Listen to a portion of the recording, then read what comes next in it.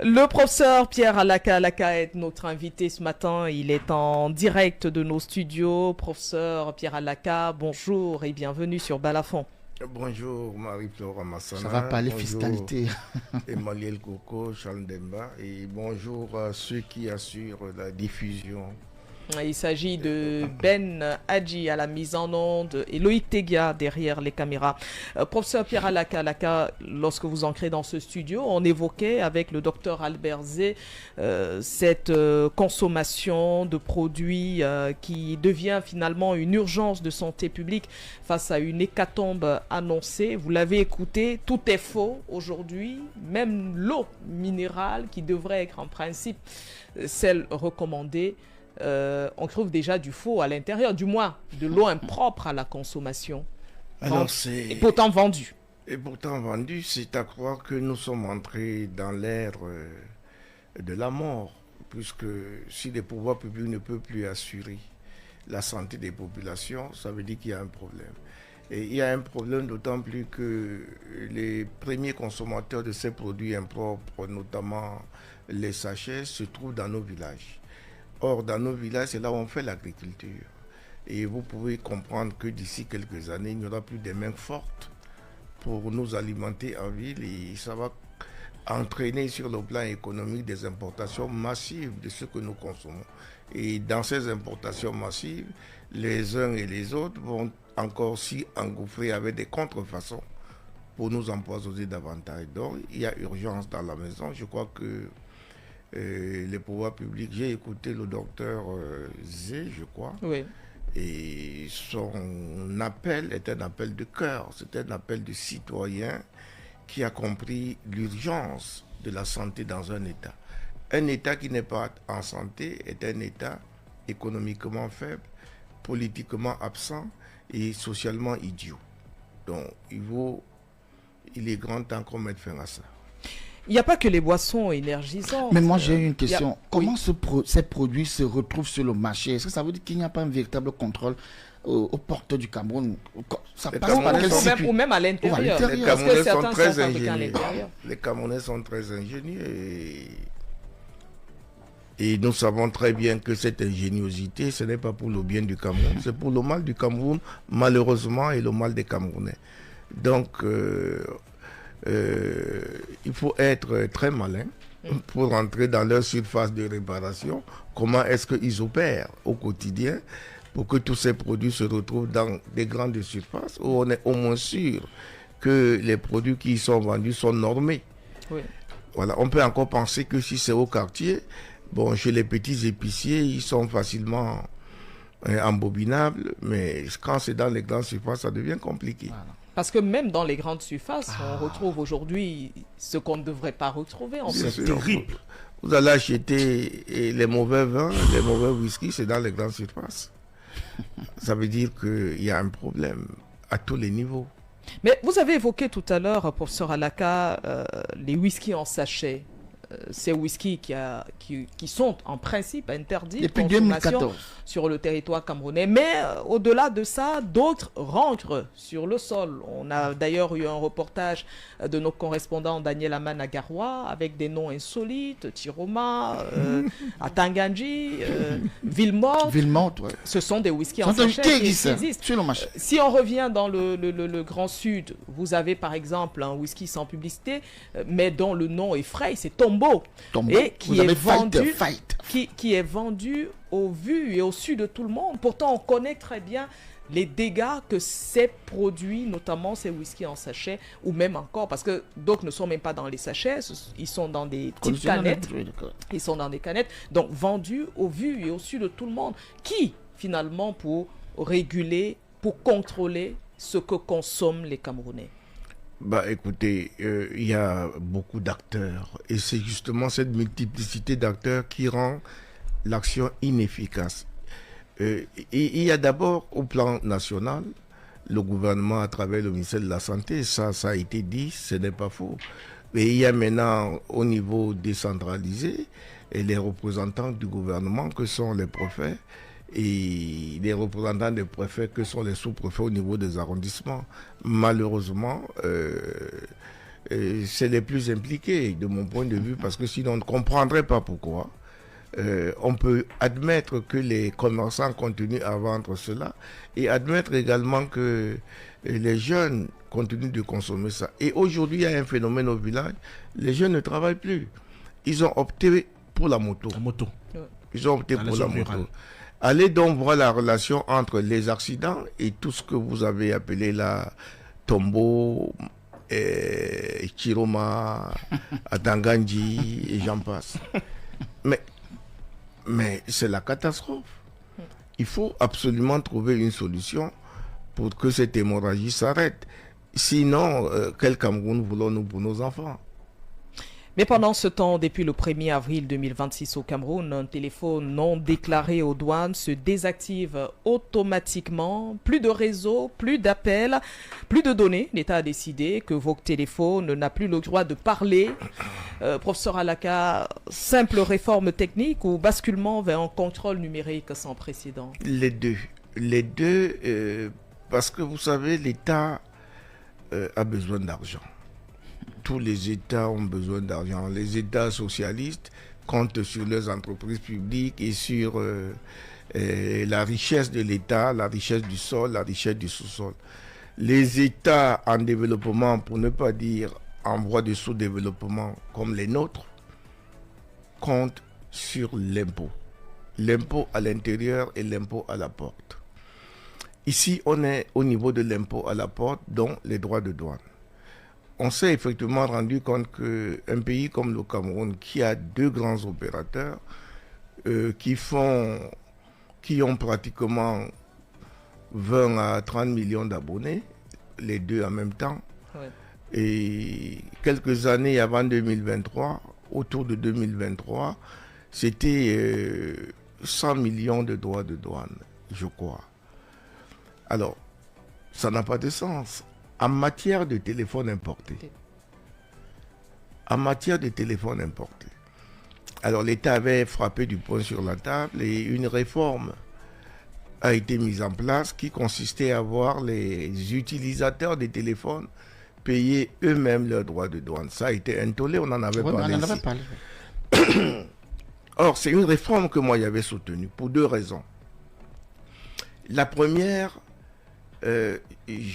j'achète mon téléphone à l'étranger, je l'achète en détaxe. C'est-à-dire que le gars qui me vend le téléphone, je lui demande des formulaires qui vont me permettre d'être remboursé à l'aéroport sur la TVA et les impôts que j'aurais payés sur ce téléphone. Ça veut dire qu'un téléphone qui coûte peut-être 1 million, je vais l'acheter à 800 000 là-bas.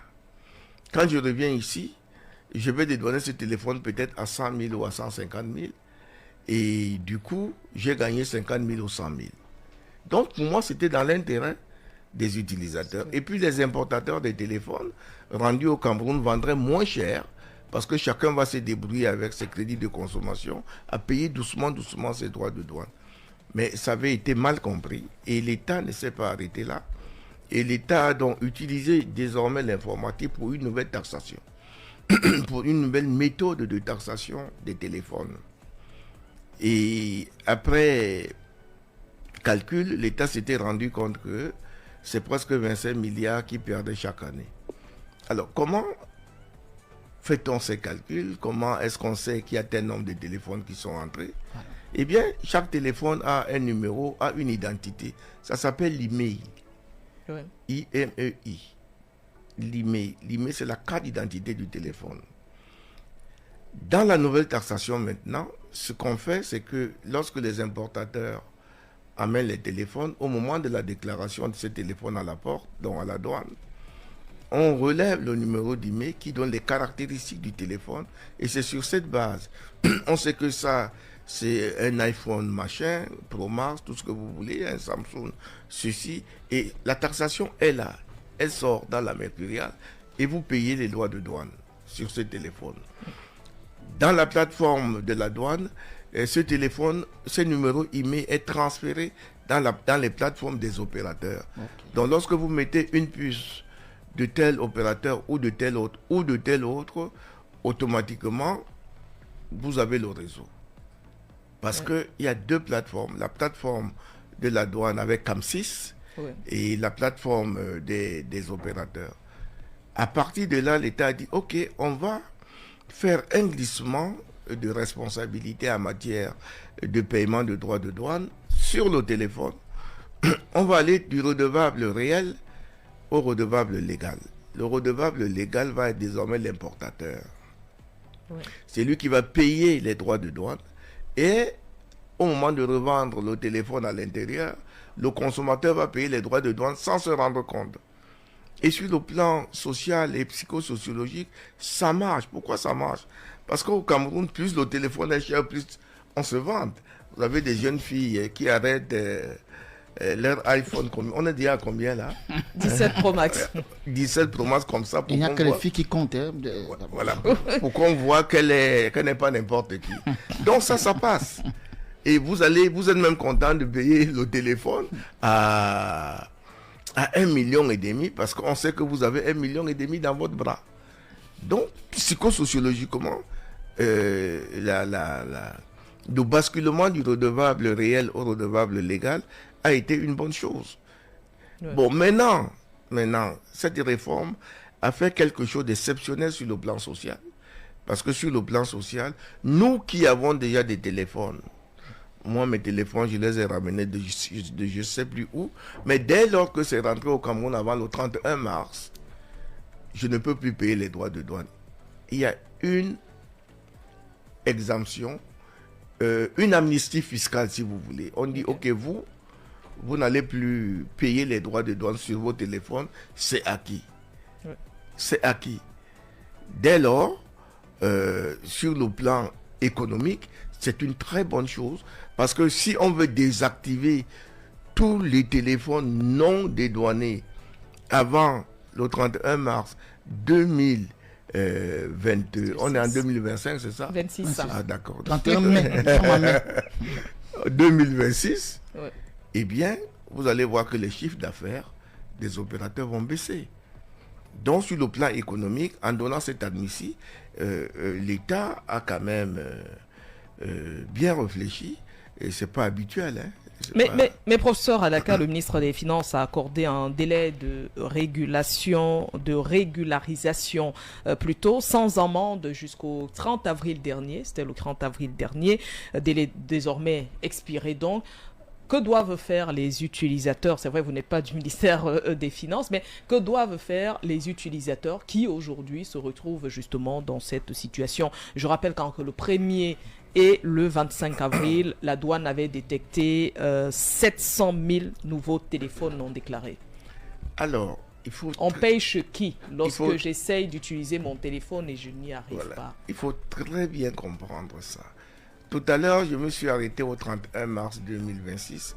Ça veut dire qu'à partir du 1er avril, les téléphones doivent absolument être dédouanés et déclarés. Et déclarés et supporter les droits de douane. Il faut donc bien comprendre pourquoi. Vous savez, lorsque le travail fiscal se passait, c'était avec les opérateurs, les représentants des administrations et les importateurs aussi. Alors, les importateurs ont été effectivement au courant, je n'en doute pas, que l'État a accordé l'amnistie fiscale sur les téléphones dont les IMEI étaient déjà dans le réseau. Alors, qu'est-ce qu'ils font? Je suppose que c'est ça qu'ils ont fait. Parce qu'il n'y a pas, quand on connaît le processus, il n'y a pas une autre manière de comprendre ça. Les importateurs qui avaient dans les stocks de téléphones non vendus encore, stocks qui n'avaient pas été dédouanés, qui n'avaient pas été déclarés et dédouanés, parlons simplement, qu'est-ce qu'ils ont fait? Ils ont dû certainement créer des équipes avec des puces. On met la puce, on décoffre, on enlève le téléphone, on met la puce, on appelle. Une fois quelqu'un, c'est terminé, l'IMEI est enregistré. Il y a eu comme ça 700 000 téléphones dont les IMEI ont été enregistrés en un temps record pour échapper justement aux droits des douanes. Alors, CAMSIS a détecté tout ça parce qu'avec l'identité, c'est pour ça que chacun doit connaître l'IMEI de son téléphone. Si vous ne connaissez pas l'email de votre téléphone, vous êtes en danger. Vous devez avoir l'email, vous notez dans votre agenda. C'est quoi l'email? C'est la carte d'identité du téléphone. C'est la carte d'identité du téléphone. Parce que lorsque vous êtes dans la plateforme CAM6, c'est la plateforme des opérateurs, vous avez été donc identifié formellement comme étant le propriétaire de cette carte d'identité du téléphone. Ça veut dire que si on vous vole le téléphone et que vous déclarez l'email, l'opérateur bloque ce téléphone, il le rend inutilisable. Deuxièmement, si votre email, vous voulez arrêter le voleur, eh bien, quand lui, il va mettre sa puce dessus, eh bien, on va l'identifier parce que sa puce est identifiée. Et on va l'arrêter. C'est pour ça que le vol des téléphones, surtout les grands téléphones, comme le vôtre, Marie-Flo, il vaut mieux dire au voleur de ne pas s'amuser à voler ça. Ça ne sert absolument à rien du tout. On peut rendre ça inutilisable, comme on peut vous laisser, et un matin, on vous prend tranquillement le trace. Si ce n'est pas vous le voleur, c'est que vous êtes le receleur. La peine est la même. La sanction est la même. Donc, je reviens sur cette affaire. Donc, ces 700 000 téléphones, il s'agit donc de ça. Et le ministre demande pour ces 700 000 téléphones-là, les emails ne correspondent pas aux emails des téléphones qui étaient bien avant en service. Ça doit être dédouané. Ça veut dire que si vous avez un téléphone dont l'email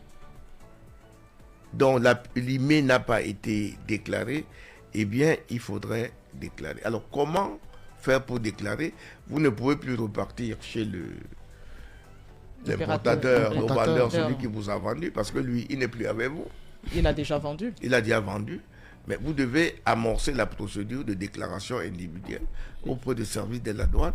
Et là-dessus, vous allez payer moins cher.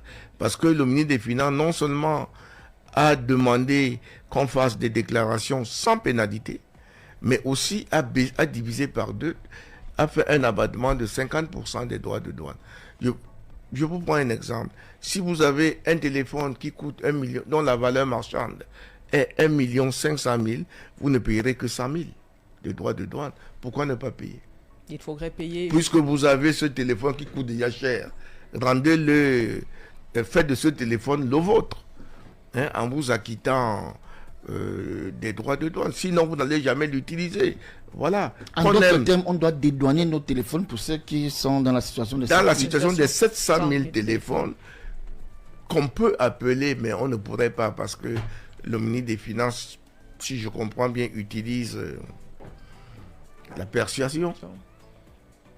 Pour convaincre les uns et les autres. Ça ne servira donc à rien si vous ne dédouanez pas d'avoir ce téléphone, puisqu'il ne marchera jamais. Juste le temps de la publicité, la question d'un auditeur, c'est notamment Aubin Kamga qui dit: est-ce en gros, les douaniers vont continuer leur commerce en laissant passer les téléphones contre les commerçants qui vont continuer leur arnaque en vendant des téléphones non déclarés, et celui qui en souffre, c'est le consommateur qui est au bout de la chaîne. Est-ce que cette méthode, justement, si je comprends bien la question de Aubin Kamga, est-ce que cette méthode utilisée aujourd'hui ne va pas justement permettre aux uns et aux autres de continuer dans cette lancée en se disant c'est le consommateur final qui devra à la fin se débrouiller pour déclarer son téléphone? Le consommateur final n'est concerné par cette réforme que par les 700 000 téléphones actuels. Maintenant, le consommateur doit lui-même être, comment je peux dire ça, pas éduqué, non, mais informé de ce que, avant d'acheter désormais un téléphone, il faut consulter le numéro email pour voir si ce numéro est dans la plateforme CAM6. Vous demandez à celui qui vous vend, je voudrais voir l'email, si l'email de ce téléphone est dans la plateforme CAM6 avant d'acheter. C'est à l'intérieur du téléphone Non, oui, c'est à l'intérieur du téléphone, là, mais il y a aussi un code là. Il y a un code là qu'il fallait taper. Étoile, bon, je ne vais pas dire des bêtises à l'antenne, parce que je n'ai pas ça en tête, mais il y a un code qu'il faut taper. Ça vous sort votre numéro email. Tout à fait. Donc, n'achetez jamais plus il faut faire cet exercice sans vous assurer que le numéro, que l'email est dans la plateforme. Étoile dièse 06 dièse. Exactement. Reprends. Voilà. Étoile dièse 06 dièse. C'est ça, c'est celui-là. Donc vous tapez, l'email va sortir et ça va vous renseigner si c'est dans la plateforme CAM6 ou non. Si c'est pas dans la plateforme CAM6, dans la plateforme de la douane, n'achetez pas. Donc, il sera difficile aux douaniers de laisser passer des téléphones qui vont être vendus sans avoir été identifiés dans la plateforme CAM6 et que c'est nous qui allons en payer le prix. Non, ça va être difficile maintenant. Parce que je crois quand même que c'est une réforme qui est allée jusqu'au bout. C'est pas habituel dans notre pays. Mais ce que j'observe, c'est qu'au niveau de la porte, le législateur là-bas fait beaucoup d'efforts pour aller au bout de la chose. Compte tenu de l'expérience de 2023 où ils ont été critiqués. Mais je crois qu'avec cette réforme, je sais qu'on va encore m'insulter pour être le collabo de l'État en matière fiscale. Je dis non, il ne s'agit pas de ça. Il s'agit de savoir que si moi j'ai payé les droits de douane et vous n'avez pas payé, le principe d'égalité est faussé. Oui. Ce n'est pas normal. Tout le monde doit payer, doit déclarer. Tout le monde doit déclarer et payer. C'est même pour votre sécurité. C'est même pour votre sécurité. C'est pour ça que... Est-ce que le ministère des Finances ne pouvait justement pas faire une communication dans ce sens? Parce qu'on a vu sur les réseaux sociaux, les plus jeunes, notamment ceux qui sont sur le réseau social TikTok, lancer notamment, ils ont appelé ça quoi? L'impôt déguisé, une forme d'impôt déguisé. Ils ont crié justement à cela. Certains évoquent un coup de massue fiscale. Est-ce que le gouvernement, le ministère des Finances n'a pas mal communiqué sur cette réforme? Je ne sais pas, qui suis pour juger le ministre des Finances? Ce que moi, je rappelle que le ministre actuel, c'est Louis-Paul Moutazé, ministre des Finances au Cameroun. Oui, d'accord, mais je crois qu'ils ont quand même communiqué. Ils ont communiqué, mais vous savez, ces gens-là, si vous voulez aller à la douane maintenant, poser la question aux douaniers, ils ne vous répondront jamais. Oui. Parce qu'ils ont le devoir de réserve. Voilà, il faut avoir des autorisations pour s'exprimer. Et ça, ce n'est pas une bonne chose lorsqu'il y a une réforme importante qui va toucher les populations qui arrivent. Il faut communiquer. Il faut communiquer. Et vous savez très bien, en restant sur l'autre pan de votre question, vous allez certainement me demander, mais les étrangers qui arrivent avec leur téléphone, ils sont connectés. Les touristes, ils sont connectés là-bas avec leur puce de là-bas, sur le réseau Internet à travers Wi-Fi. C'est ça, non? Oui, c'est ça. Voilà. Comment ça va se passer? Certains sont en roaming. Voilà. Certains sont en roaming, voilà. On leur donne un mois. Ils peuvent, pendant un mois, ils peuvent utiliser leur téléphone. Ils peuvent même mettre, ils peuvent même mettre une puce camerounaise qui sera tolérée pendant un mois parce qu'on saura que ce téléphone a un numéro qui est utilisé ailleurs. Et si je fais plus de mois, si je décide... Alors, en ce moment, il faut déclarer. Il faut déclarer. Et on verra, les douaniers, ils connaissent bien leur métier. Ils verront s'ils peuvent admettre votre téléphone en ce qu'on appelle admission temporaire. C'est un type de régime douanier qui permet d'utiliser ton téléphone pendant un temps renouvelable. Généralement, c'est 6 mois renouvelables. Voilà. Ça, c'est quand... Or, un touriste, qu'est-ce qu'il va faire au Cameroun pendant 6 mois? Ça veut dire que c'est déjà un espion. Et il faut le surveiller. Donc, au-delà d'un mois, je crois qu'il faut déclarer. Professeur Alaka, le blocage n'est pas une décision judiciaire, c'est une conséquence administrative automatique, disent certains. Est-ce que cette approche est-elle juridiquement solide ou est-ce qu'elle ouvre la porte à des contentieux massifs? Aucun contentieux à ce niveau parce que, vous savez, le droit fiscal, qu'il soit le droit de porte ou le droit de l'intérieur, est un droit autonome. C'est-à-dire qu'il obéit à un principe du réalisme. C'est-à-dire qu'on s'en fout de tous les autres droits. Ce qui nous intéresse, est-ce que l'État peut vivre à travers ses ressources, à travers ses importations? Voilà ce que nous, on veut savoir. Sinon, pourquoi quand est-ce qu'on scelle une entreprise parce qu'elle n'a pas payé ses impôts, il ne va pas se plaindre? C'est la même chose. C'est la même chose. Vous avez un téléphone qui n'a pas supporté les droits de douane. On vous donne un délai. Ben, si vous ne vous conformez pas, ben, on met les scellés. Ça ne peut faire l'objet d'aucune poursuite comme quelqu'un qui doit des impôts et on vient sceller le magasin, on vient sceller les portes. C'est la même chose, on bloque les comptes bancaires. C'est la même chose. Parce que là, il y a ce qu'on appelle le privilège du trésor. Le privilège du trésor n'est pas attaquable, même si on n'a pas un trésor public encore dans notre pays, parce qu'on n'en a pas. Mais il y a quand même un semblant de trésor. C'est pour ça qu'on ne parle pas de trésor public. Donc, ça c'est un autre débat. Vous voulez, on nous soulève une autre fois. Et c'est l'une des raisons qui fait en sorte qu'on ne puisse pas se développer très vite. Parce que pour avoir un trésor public, il faut avoir une monnaie. Ouais. Bon, on passe dessus. Donc, on ne pourra pas poursuivre l'État. Il n'y a ni délit ni crime. Il n'y a rien du tout. C'est le privilège du trésor qui prévaut. Et l'État est en droit de sanctionner celui qui n'a pas respecté la loi. Et en ce moment, l'État utilise ce qu'on appelle la force du droit. Et en même temps, le droit de la force. Le droit de la force, c'est la sanction pour rétablir la force du droit qui est légale. Parce que quand c'est illégal, il n'y a pas la force du droit. Le droit de la force accompagne la force du droit lorsque c'est légal. Quand vous faites une faute, vous avez violé la loi, on vous sanctionne. Et si vous ne voulez pas exécuter la sanction, on vous oblige à l'exécuter. Voilà. C'est ça qui intervient à ce niveau. Professeur Alaka, est-ce que l'État pourra-t-il atteindre véritablement les 25 milliards de recettes annuelles qu'il se fixe à la suite notamment de cette opération? Oui et non. D'abord non. Si la mercuriale n'est pas respectée, s'il y a des trafics au niveau de l'informatique, ce qui m'étonnerait parce qu'on va détecter... Il peut y avoir le clonage d'emails. Voilà, par exemple. C'est possible. Par exemple. Non, dans cette mesure, mais c'est résiduel, c'est pas possible. Je ne crois pas que ça puisse avoir lieu aujourd'hui pour des choses aussi simples. Personne n'oserait mettre sa carrière en jeu pour ça. Mais si on réussit à faire du faux pour l'eau, c'est possible de le faire aussi. Bon, là, je jette l'éponge. Mais en revanche, oui, parce que CAM6 fonctionne très bien, la plateforme de la douane, et aussi les opérateurs économiques ont intérêt parce qu'ils sont sommés de respecter la loi sur l'identification des usagers du téléphone mobile. C'est une question de sécurité publique. C'est une question de sécurité publique. Et donc, il est possible que si tout le monde se conforme, l'État va recouvrer ces 25 milliards parce que c'est important pour la survie de l'État. Chacun doit payer ses impôts, bien sûr, en fonction de ses capacités. Vous n'allez pas payer les impôts de 1000 francs alors que vos impôts, c'est 200. Voilà. On ne vous demandera jamais de payer. On vous demande pour vous attaquer. C'est pour ça qu'il y a le contentieux. Donc, on va arriver forcément à des résultats édifiants là-dessus. Et je crois que c'est une très bonne chose pour notre pays, même si le sort de ces 25 milliards peut prendre une autre direction, ce n'est pas notre problème. Ça, c'est le problème des autres. C'est le problème du droit pénal. Ça ne nous concerne pas. Mais au niveau du droit fiscal qui nous réunit ici ce matin, ce qui compte, c'est que l'État entre en possession de ses revenus, en possession de son dû. On rappelle quand même quelques chiffres importants justement à la suite de cela, Emmanuel Coco, Charles Douglas Ndemba, c'est que tout est parti quand même de la chute des recettes douanières entre 2000 et 2025. Eh bien, les recettes douanières sont passées de 2 milliards de francs CFA par mois. 2 milliards de francs CFA par mois à 100 millions de francs CFA par mois. On comprend qu'il y a problème à ce niveau. Les recettes du téléphone? Oui, les recettes douanières, oui. Donc en 2000, dans les années 2000, on était à 2 milliards de francs par mois, du moins entre 2000 et 2025. Et depuis lors, depuis 2025, eh bien, c'est 100 millions de francs CFA. Et ma question, à qui la faute? Mais à qui la faute? À l'incivisme fiscal? D'abord aux importateurs. Voilà. Quelqu'un va aller à Dubaï, il ramenait une valise de téléphone, et avec ses amis à l'aéroport, il passait. D'autres importaient, ça venait par Idenao, ça venait par Yopé la nuit, ainsi de suite. Et ça rentrait dans le marché. Et puis, il n'y avait pas de loi, il n'y avait pas de système d'imposition légal.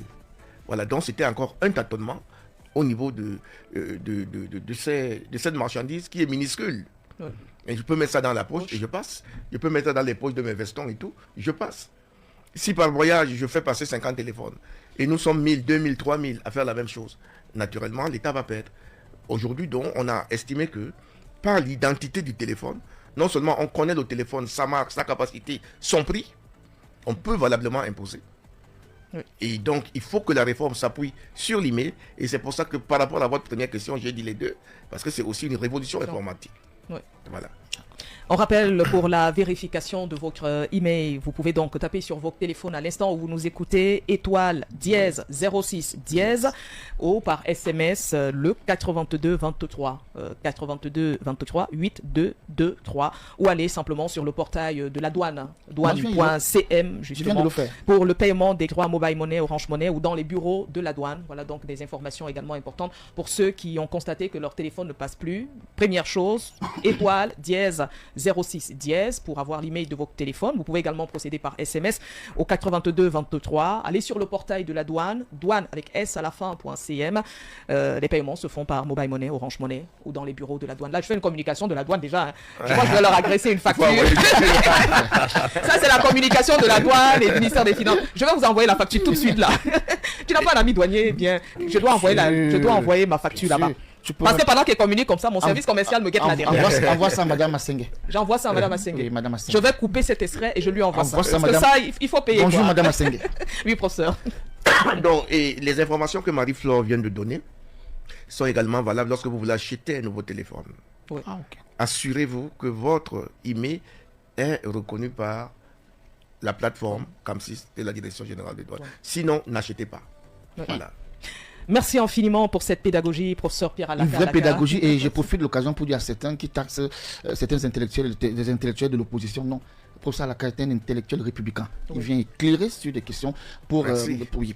Que ça plaise ou non? Oui, il vient éclairer. Et c'est à ce titre qu'on l'a invité. Pas, non, il est venu faire de la pédagogie. Parce qu'on a beaucoup d'auditeurs qui se posaient la question, mais pourquoi il est collabore, non, collabore en et moi-même, je vais envoyer ma facture à la direction des douanes. Nous sommes deux dans ce cas. Bon, je prends vos 2 factures, j'envoie à Yaoundé. Coco. J'ai payé depuis.